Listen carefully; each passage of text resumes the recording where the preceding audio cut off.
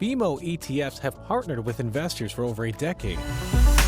I remember when Bitcoin first came out in 2009, and I was a business journalist, and I was intrigued, but I didn't really pay a lot of attention because I felt like, you know what, there was a lot of reasons that we don't take it seriously, but it's very different now. And you know, I was telling someone, it's something's changed when you know mainstream media is covering it every single day. What's driven this rise in its popularity? And maybe we can start with Bitcoin because it's been the one that's around the longest and more well known. Yeah, for sure.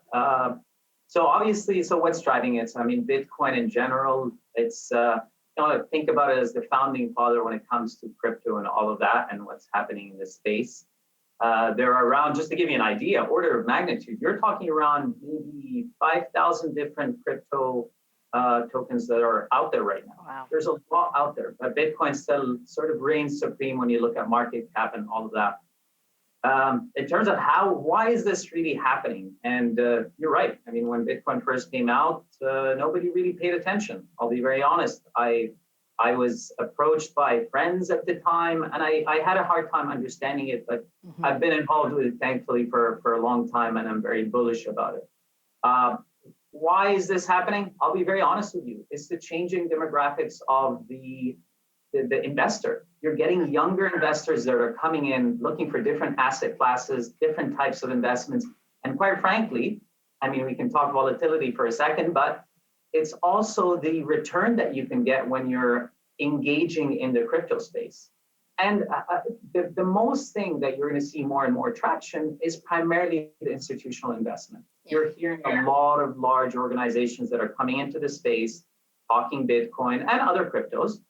But once you start seeing that institutional investment, that drives a lot of the adoption. And I truly believe that. Yeah, and I thought that was actually very interesting, knowing that it was getting the backing of some of these well-known companies like Tesla, because to me, when the board of directors who oversee governance are accepting this, I think that sends a strong signal, does it not? Yeah, oh, absolutely. And I think a lot of it, if you think about Bitcoin, and it's a little bit different than others. So Bitcoin has rather than a method of payment, you can argue when you can talk both ways whether it's a good way to transact.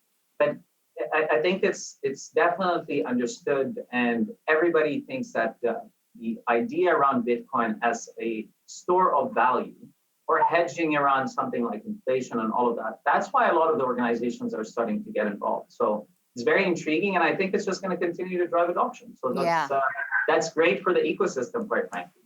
Kareem, there's a lot of divide, though, right? Naysayers are saying this is all driven by hype. It's not backed by anything fundamental. And then you have the yay-sayers that are saying, you know, it is a digital currency. It's not controlled by the central banks. That's a good thing. Every transaction is recorded. There's valid arguments on both sides, no?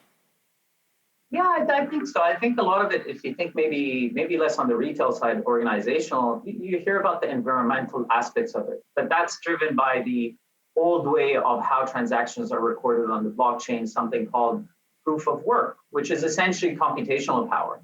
So you're using a lot of electricity and computational power. What you're seeing a good shift, even in Ethereum 2.0 and other protocols and platforms, is the shift to proof of stake, where you're essentially taking your crypto, your asset itself, to provide consensus. And that basically eliminates the whole aspect of that environmental power or the ESG aspects of it. So that's one side of it. But I think they're valid points. I think over time, when you look at market caps, I think crypto's it's here to stay, to be very honest with you. All right, we're going to take a quick commercial break, and when we come back, we'll run through how some of these popular cryptocurrencies work.